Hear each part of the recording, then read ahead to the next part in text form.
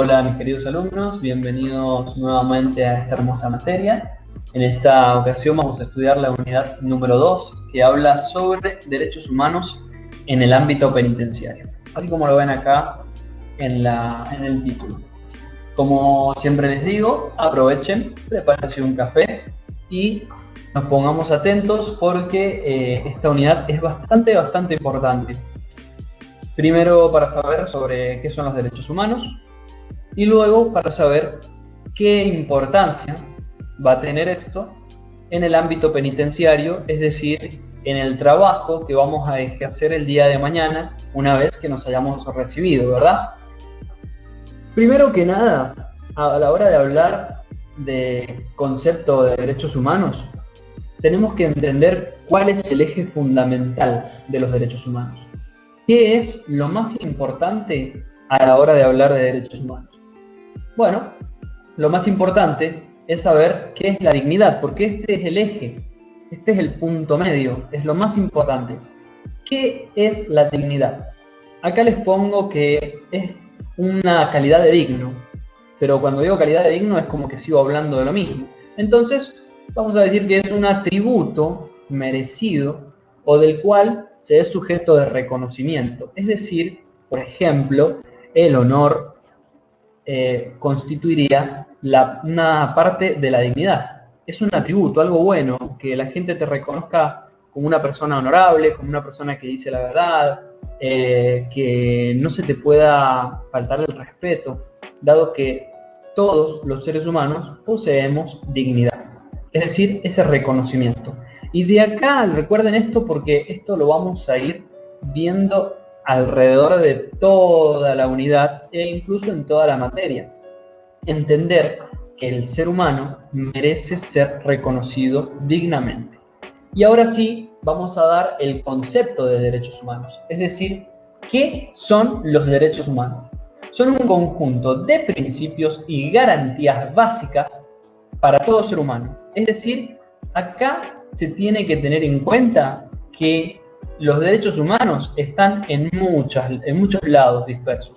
Podemos encontrarlo en la Constitución, en leyes, en decretos, pero lo importante es tener en cuenta que estos son principios básicos, que todo ser humano tiene que tener siempre esta calidad de digno que decíamos recién, que explicábamos que era dignidad.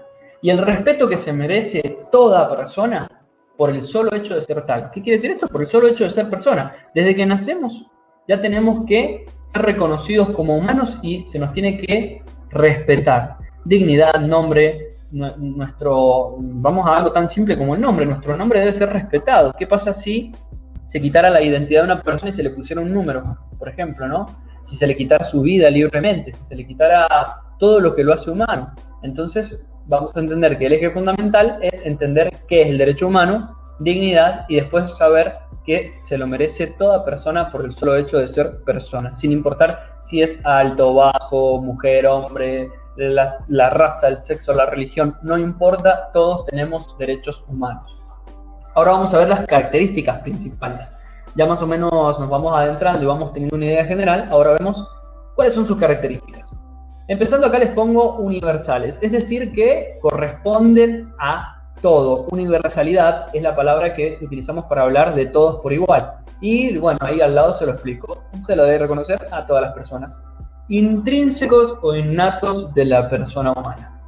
Los invito a que pausen el video y busquen en el diccionario las palabras que no entiendan.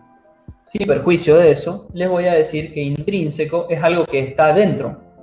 Innato es algo referido al nacimiento. Entonces, es algo que tiene dentro desde el momento que nace toda persona.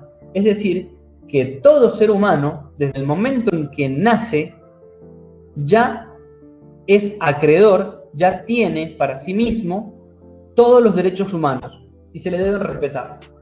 Abajo dice que es inalienable. Inalienable hace referencia a la posibilidad de vender. No podemos vender nuestros derechos humanos. No se pueden comprar. No se puede hacer ningún tipo de negocio con nuestros derechos humanos. Un negocio que vaya en contra de los derechos humanos sería, por ejemplo, vender nuestra vida, vender nuestra libertad, vender nuestro honor. Los derechos humanos no se pueden vender. Yo no puedo pagar $50.000 a una persona para que me venda su vida y que yo pueda hacer lo que quiera, comprar un esclavo, lo diríamos así.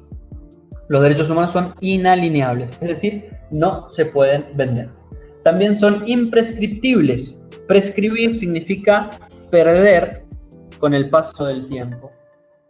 En este caso, los derechos humanos no se pierden, son imprescriptibles, o sea, no se pierden con el paso del tiempo.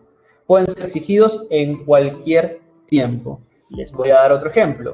Nosotros tenemos derecho a la vida. No es que, como no hacemos uso del derecho a la vida y dejamos que pase el tiempo, vamos a perder esto.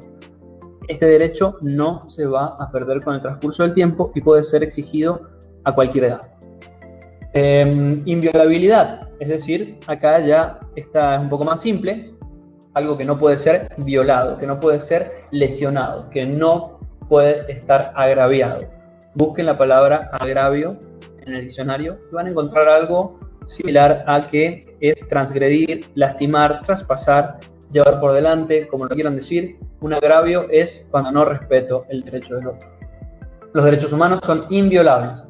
Además, deben estar vinculados a la dignidad humana. Bien, tengan en cuenta eso y avanzamos. Recuerden que los caracteres siempre es importante poder reconocerlos, si bien no hace falta que lo memoricen, que digan las cosas de memoria. Entender que, por ejemplo, intrínseco significa que está dentro, o entender que inviolable significa que nadie puede violar tus derechos humanos. Avanzamos así a la siguiente. Fuentes de los derechos humanos. Acá preguntarnos, ¿qué es una fuente? Seguramente lo primero que vamos a reconocer o vamos a pensar cuando hablemos de fuentes es de dónde sale algo. Una fuente de agua es un lugar de donde sale el agua hacia arriba, ¿no? Siempre usando eso del sentido común, para recordar más que nada, vamos a hablar de dónde vienen los derechos humanos. En la República Argentina, o sea, en nuestro país, podemos encontrar un montón de lugares de donde vienen los derechos humanos. Desde la Constitución hasta los decretos que firma el presidente o cualquier gobernador. Entonces, teniendo en cuenta que podemos encontrarlos en muchos lados, vamos a los más importantes que se encuentran en la Constitución. La Constitución, que como vimos en la unidad anterior, es la parte más importante de todo país, tiene ciertos tratados de derechos humanos que tienen la misma jerarquía constitucional. Es decir, que ha admitido como lo más importante de todo el ordenamiento jurídico a los derechos humanos. Así, y como ejemplo, les doy el artículo número 5 de la Declaración Universal de Derechos Humanos, que también forma parte el anexo de esta unidad. Se los he dejado a toda la declaración. Pero voy a poner especial importancia en este artículo, que va a figurar como parte de nuestra materia, para que entiendan algo. Y fíjense lo que dice. Nadie será sometido a torturas ni a penas, a tratos crueles, inhumanos o degradantes. Es muy importante tener en cuenta esto, porque si estamos sabiendo que nuestra carrera como penitenciarios en un futuro va a hacer que estemos en constantemente cerca de los internos o tratando con ellos, es importante saber acá que bajo ningún punto de vista podemos hacer torturas, tratos crueles, como insultarlos, que sería por supuesto pasar por arriba su dignidad, tratos inhumanos, tratarlos como un animal, o degradantes, hacer que el interno haga algo que vaya contra su calidad de persona. Tengan en cuenta que esto lo dicta la norma suprema, es decir, la Constitución, y que no importa si el día de mañana nosotros recibimos órdenes de algún superior que diga que transgredamos estos derechos, que vamos en contra de estos derechos. Si nosotros hacemos esa acción, si vamos en contra de lo que dice este artículo, la ley va a responder y nos va a culpar. Acá abajo les dejo la aclaración de que todos nosotros, una vez recibidos, tenemos que tener en cuenta, todos nosotros los penitenciarios, ¿no?, que no importa la razón, no podemos realizar estos actos. ¿Cuál es? único propósito en el ejército. Hacer todo lo que usted me ordene, mi sargento. ¡Demonios, Doc!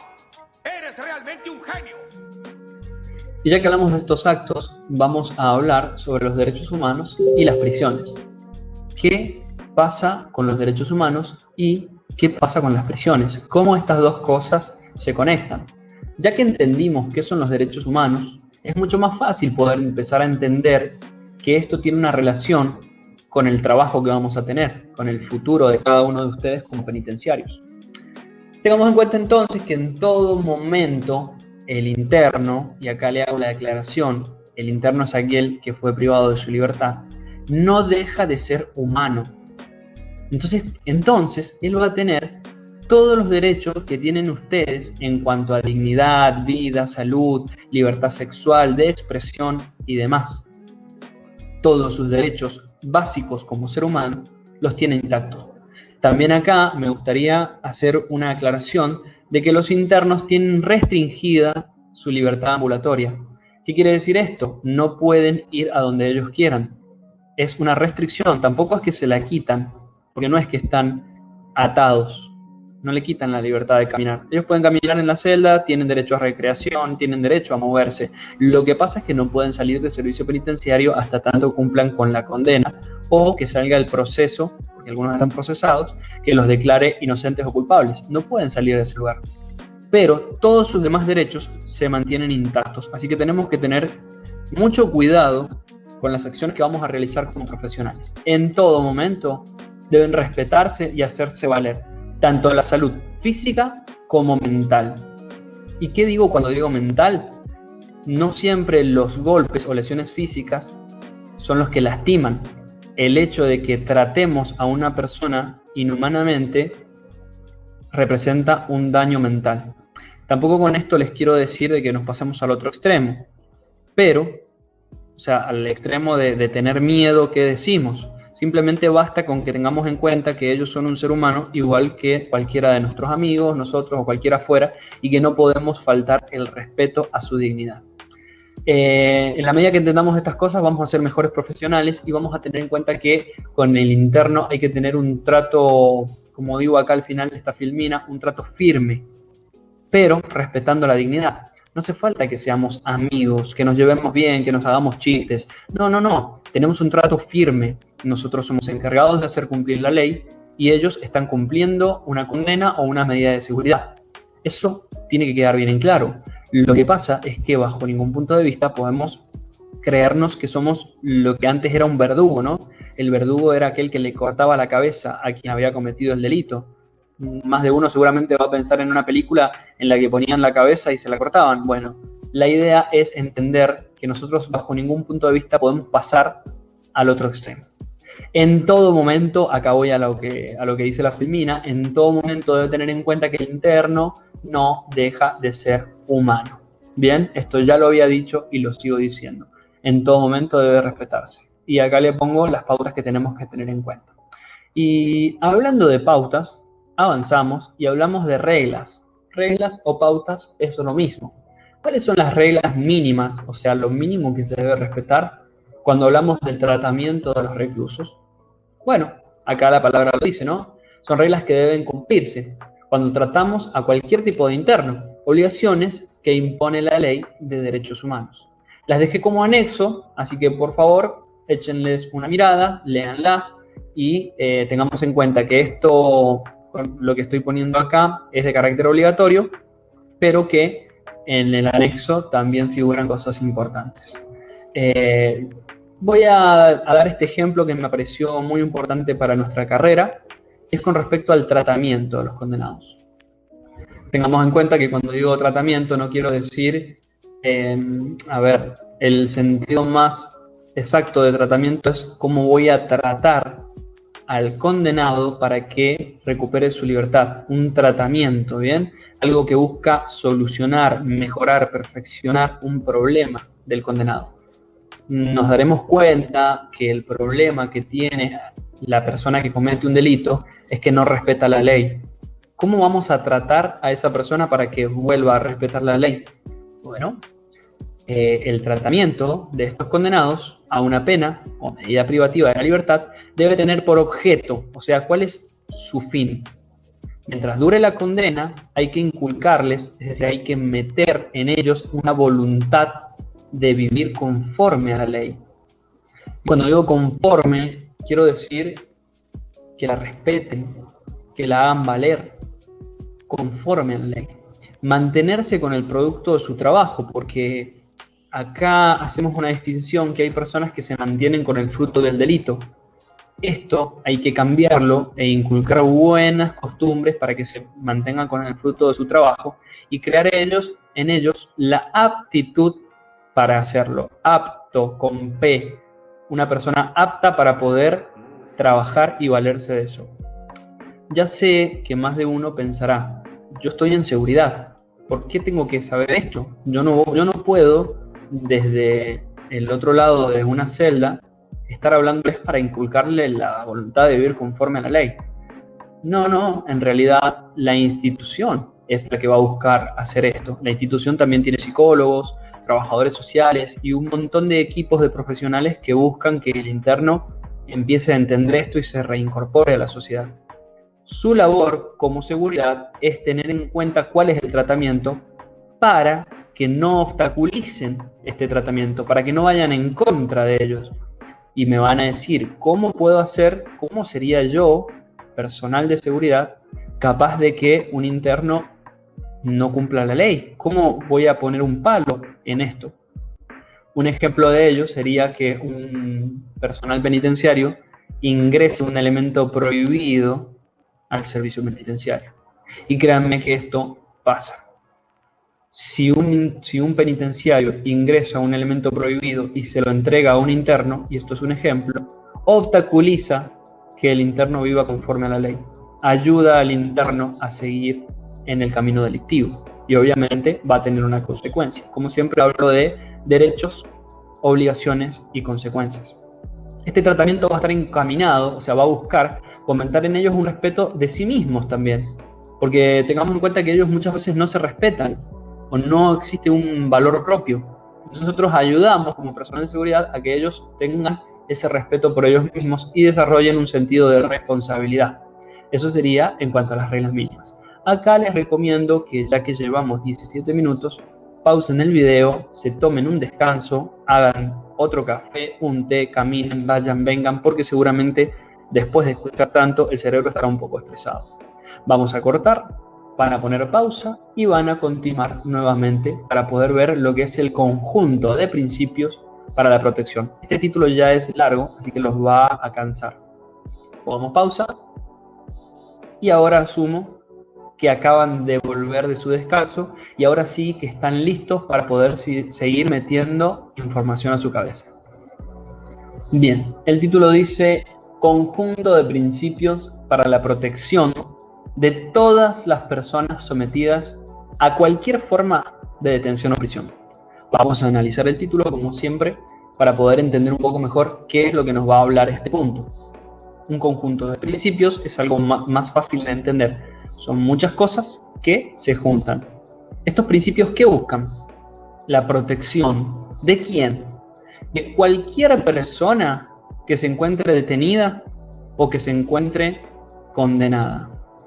Cualquier persona que se encuentre en el servicio penitenciario e incluso en una comisaría tiene un conjunto de principios que lo protegen. ¿De qué lo protegen? Del abuso. Como les puse acá abajo, pero primero para explicar un poco más, este título que he dicho es una norma. Está compuesta por 39 principios y una cláusula general. No importa tanto que memoricen cuántos principios tiene, ni la cláusula, pero sí de que tengan en cuenta que la República Argentina la ha considerado en muchísimas normas.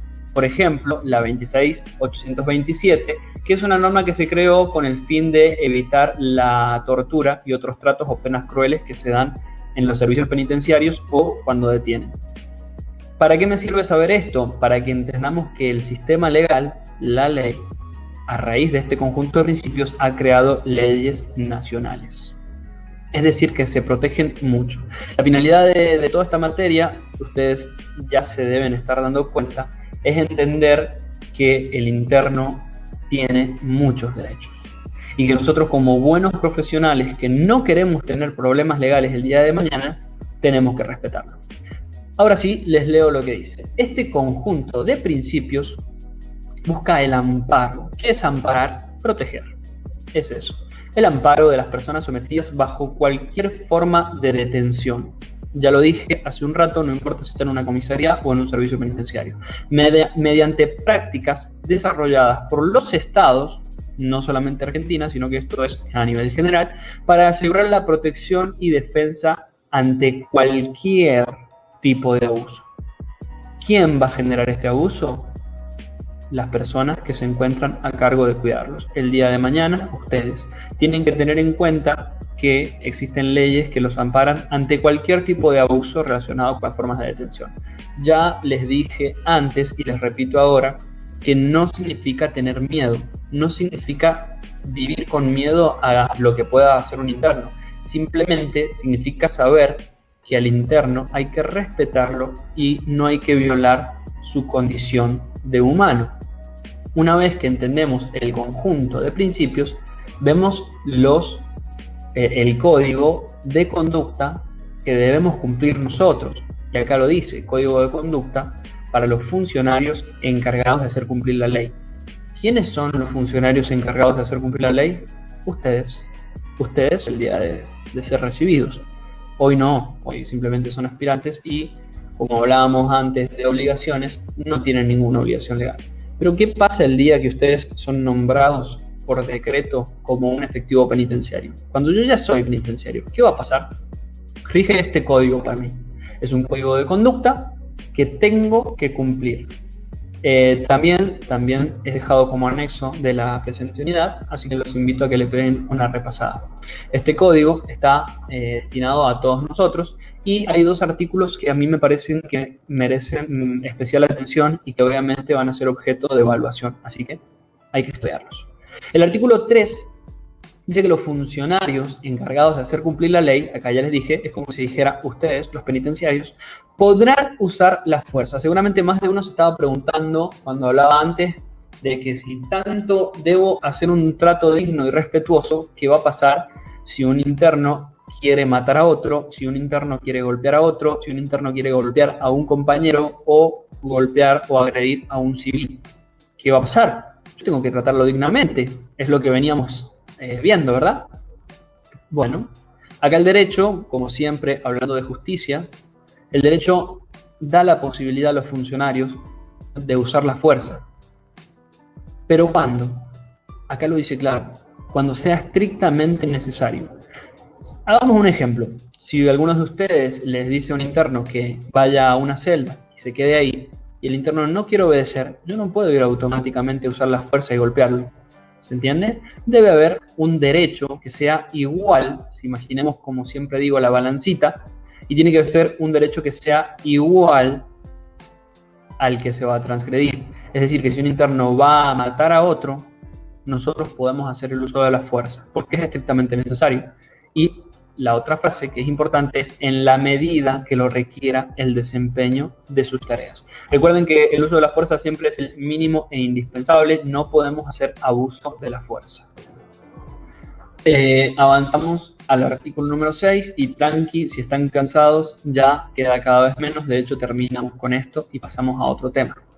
El artículo 6 dice, los funcionarios, perdón, se me lengua la traba.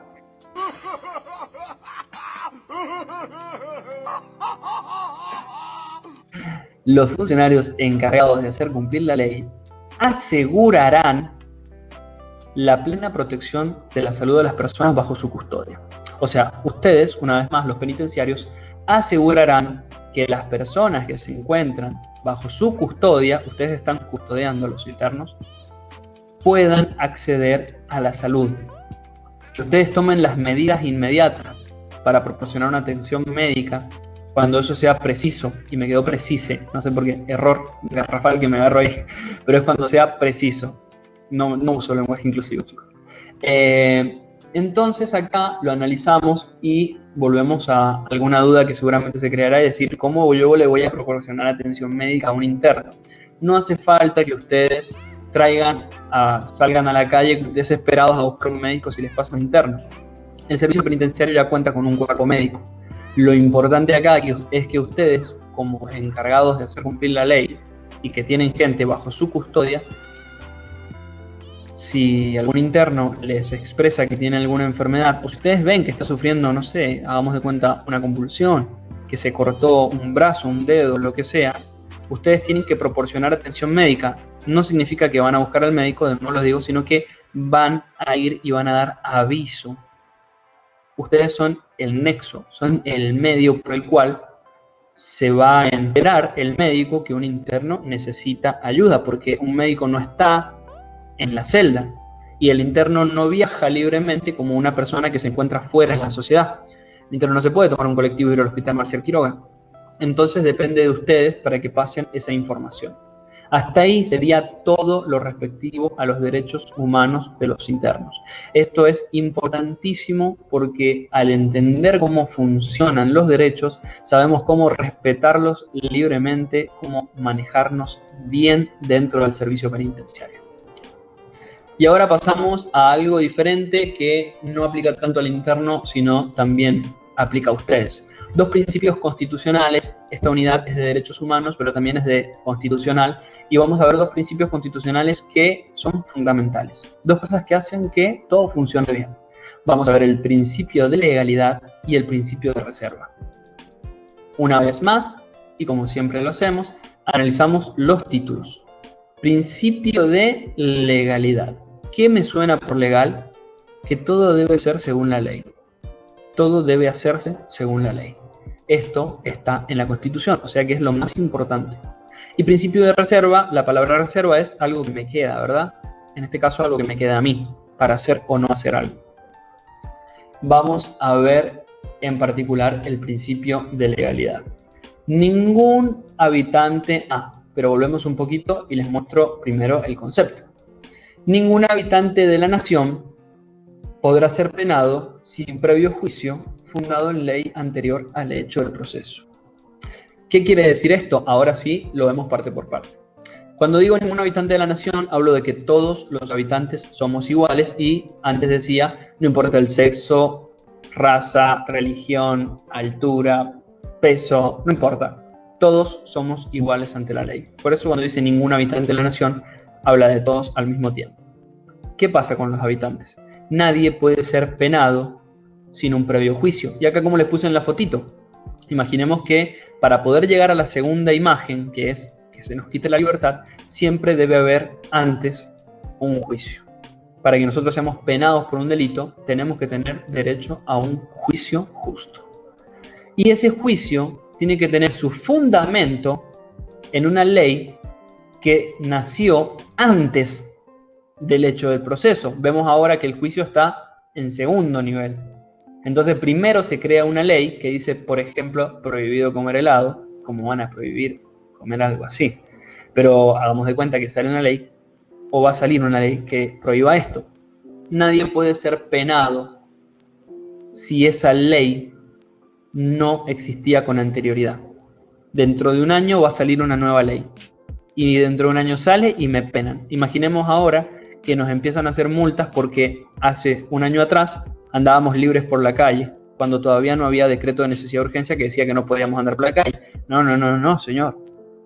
Un principio constitucional me da el derecho a mí, me protege, diciendo que ninguna ley puede actuar para atrás.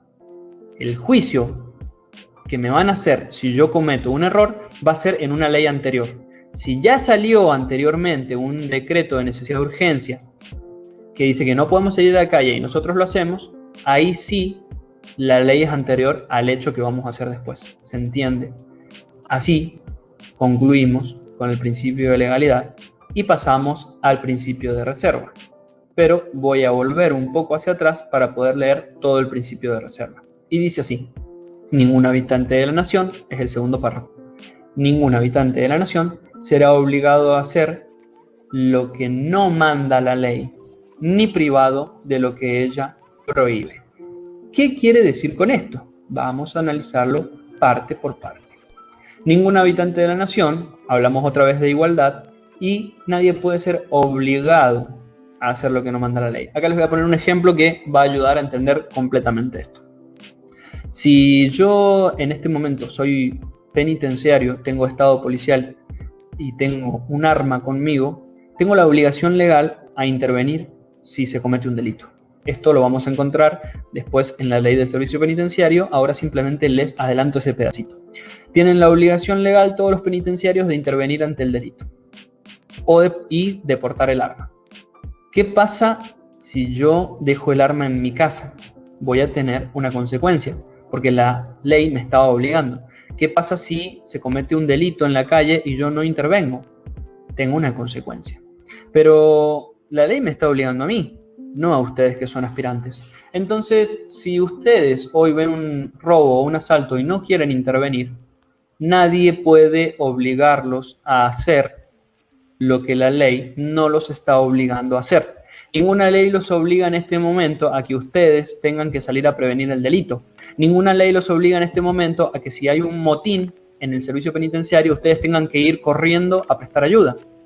¿Por qué? No hay una ley. Entonces, ¿alguien los puede obligar? No. Tengo un principio de reserva constitucional que me protege para no hacer lo que la ley no me obliga.